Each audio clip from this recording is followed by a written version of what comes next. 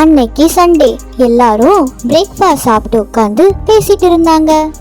என்னங்க, வந்த கொஞ்ச நாள்லயே இப்படி கேக்குறேன்னு தப்பா எடுத்துக்காதீங்க.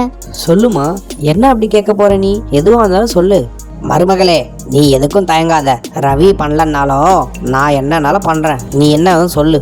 இல்ல மாமா, வந்த நாள்ல இருந்து விமலா போட்ட ட்ரெஸ்ஸை தான் துவைச்சி போட்டுட்டு இருக்கா. 2-3 ட்ரெஸ் தான் எடுத்துட்டு வந்திருக்கா. நடந்த பிரச்சனையில நானும் நிறைய ட்ரெஸ் எல்லாம் கொண்டு வரல. நாங்க போய் எங்க அம்மா வீட்டுல ட்ரெஸ் எல்லாம் எடுத்துட்டு வரட்டும். இதை சொல்லவா இப்படி தயங்குற? நீ தாராளமா போயிட்டு உங்க வீட்டுல ட்ரெஸ் எடுத்துட்டு வா. இல்லடா ரவி, நம்ம வீட்டுக்கு வந்த மருமக அவங்க வீட்டுல இருக்க ட்ரெஸ் எல்லாம் எடுத்துட்டு வர வேண்டாம். அப்பா, அப்போ என்ன பண்ண சொல்றீங்க? பழைய ட்ரெஸ்ஸே போட்டுக்க சொல்றீங்களா? டேய் ரவி, நான் என்ன சொல்றேன்னு கேட்டுட்டு பேசுடா. நம்ம வீட்டுல இருக்கிறவங்களுக்கு நம்மளே புது ட்ரெஸ் வாங்கி கொடுத்துடலாம், அதுவும் இன்னைக்கே. எதுக்கு இப்போ தேவையில்லாத செலவெல்லாம் பண்றீங்க மாமா? எனக்கு வேண்டாம், நான் வீட்டுல இருக்க ட்ரெஸ்ஸையே போட்டுட்டு வரோம். அதெல்லாம் ஒன்றும் தேவையில்லை. நீங்க எங்கேயும் கிளம்ப தேவையில்லை. இப்பவே கிளம்புங்க, போய் புது ட்ரெஸ் எடுத்துட்டு வந்துடலாம். என்னடா ரவி, உனக்கு ஓகே தானே?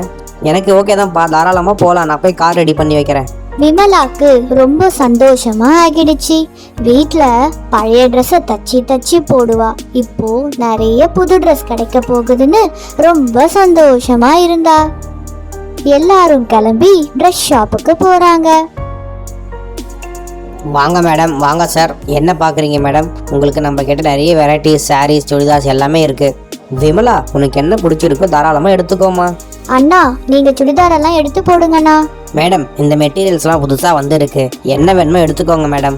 இது எடுத்துக்கவா? இது நல்லா இருக்க மாதிரி இருக்கு. மேடம், ட்ரையல் ரூம் கூட இருக்கு, போய் போட்டு பாருங்க. விமலா ட்ரையல் ரூம் போய் ட்ரெஸ்ஸை போட்டு பார்த்தா. இந்த சுடிதார் எல்லாம் நல்லா இருக்கு. நான் இதுலயே 2-3 சுடிதார் எடுத்துக்கிறேன். நம்மள யாருமே எதுவுமே எடுத்துக்க சொல்லலையே. ச்சே, இந்த மனுஷனை பாரு, எப்படி அமைதியாவே இருக்காரு.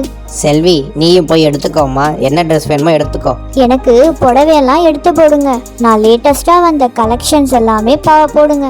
செல்வி ஒரு புடவைய செலக்ட் பண்ணி ட்ரையல் ரூமுக்கு போட்டு பார்க்கலான்னு போறா.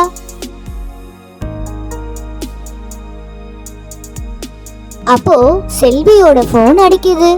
அச்சோ, எடுக்கிறதுக்குள்ள கட் ஆயிடுச்சே. சரி, இன்னைக்கு நம்ம சாரீலாம் புதுசா கட்டியிருக்கோம். ஒரு செல்ஃபி எடுத்து பார்க்கலாம்.